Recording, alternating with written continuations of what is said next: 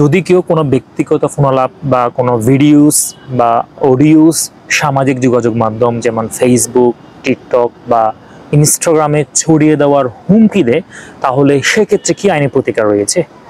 এই বিষয়টা যদি একটু জানান। অবশ্যই এটা একটা কনফিডেন্সিয়াল ম্যাটার, এটা রাইট টু প্রাইভেসির আন্ডারে পড়ে।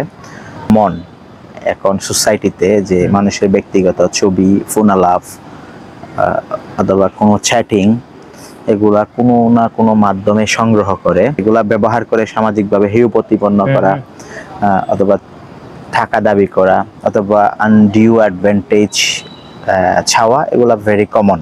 যদি তাদের বিরুদ্ধে সুনির্দিষ্টভাবে প্রপার কোর্টে মামলা করি, তাহলে অনেক ক্ষেত্রে আমরা কিছু রেমেডি পেতে পারি। তো মোস্ট অফ দ্য টাইম আমরা দেখি যদি কোনো এরকম থ্রেটের শিকার হয় যে আমাদের পার্সোনাল ভিডিও, অডিও অথবা চ্যাটিং সামাজিক যোগাযোগ মাধ্যমে ছেড়ে দেওয়ার হুমকি আমরা পাই, তাহলে আমরা থানায় জিডি করি এবং এই জিডি করলে আসলে তেমন কোনো রেমেডি আসে না। তো এক্ষেত্রে যদি আপনারা এরকম সমস্যার সম্মুখীন হন, এরকম থ্রেটের সম্মুখীন হন, তাহলে আপনারা অবশ্যই একজন আইনজীবীর কাছে যাবেন। আইনজীবীর মাধ্যমে আপনারা সিভিল কোর্টে একটা মামলা করবেন। এটা হচ্ছে কি ম্যান্ডেটরি ইনজাংশনের মামলা। সেই ম্যান্ডেটরি ইনজাংশনে আপনি চাইবেন যে এই বিবাদীর কাছে আমার এরকম কিছু ডকুমেন্টস আছে, আমি বিশ্বাস করে তার সাথে কিছু ছবি তুলেছিলাম অথবা তার সাথে এরকম কথা বলেছিলাম, বাট সে এখন এগুলা প্রকাশ করার হুমকি দিচ্ছে এবং এগুলা প্রকাশ হলে আমার মান ইজ্জতের ক্ষতি হবে। সেটা বলে আপনারা এইটা যেন সে প্রকাশ করতে না পারে সেই মর্মে আদালত থেকে একটা নিষেধাজ্ঞা চাইবেন এবং অবশ্যই আপনাকে আদালত একটা রেমেডি দিবে। আচ্ছা, যদি কেউ সামাজিক যোগাযোগ মাধ্যম ফেসবুক বা টিকটকে বা ইনস্টাগ্রামে বা অন্য কোনো সামাজিক যোগাযোগ মাধ্যমে এই যে তাদের একান্ত যে ভিডিও আছে বা অডিওস বা সেটিং, এগুলো পাবলিশড করে বা পোস্ট করে ফেলে, তাহলে সেক্ষেত্রে কি কোনো আইনি প্রতিকার আছে? হ্যাঁ, যদি পাবলিশড করে ফেলে তাহলে এটা একটা ক্রাইম।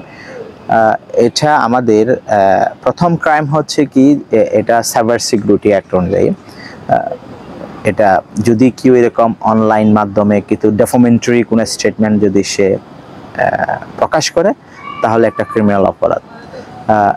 ইভেন এটা আমাদের প্যানেল অফেন্সও, আমরা চাইলে এটা আমাদের ম্যাজিস্ট্রেট কোর্টেও মামলা করতে পারি।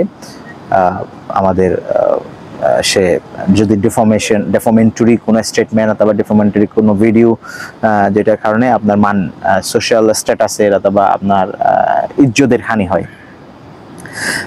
অ্যাট দ্য সেম টাইম যদি ভিডিও কন্টেন্টসগুলো যদি এমন হয়, খুব এত আপত্তিকর হয় যেটা পর্নোগ্রাফির মতোই, তাহলে আমরা পর্নোগ্রাফি অ্যাক্টেও মামলা করতে পারি।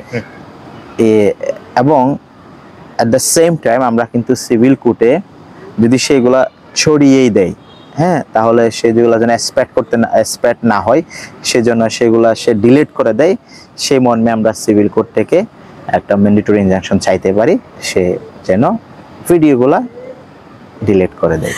আচ্ছা, যদি কেউ এই পরিস্থিতির শিকার হয় যে তার একান্ত যে ভিডিও বা অডিওস বা সেটিংগুলো সামাজিক যোগাযোগ মাধ্যমে ছড়িয়ে দিয়েছে বা ছড়িয়ে দেওয়ার হুমকি তাকে দিচ্ছে, তাহলে সেক্ষেত্রে সে আইনি প্রতিকার পেতে হলে তার কি ডকুমেন্টস তার প্রয়োজন হতে পারে? যদি হুমকি দেয় সেক্ষেত্রে তো আপনার তেমন কোনো ডকুমেন্টস থাকবে না, জাস্ট হচ্ছে যে হুমকি যেভাবে দিচ্ছে, যদি সে এটা মেসেজ করে দেয় তাহলে ওই মেসেজের স্ক্রিনশট, সেটা হোয়াটসঅ্যাপ হতে পারে, ফেসবুক মেসেজ হতে পারে। যদি সে ওভার ফোনে দেয় তাহলে সেই যদি পসিবল হয় এটা আপনার রেকর্ড করে রাখবেন, আর যদি কিছুই না থাকে তাহলে সাক্ষী দিলেই হবে। আচ্ছা, যদি ছড়িয়ে দেয় সেক্ষেত্রে কি ডকুমেন্টস?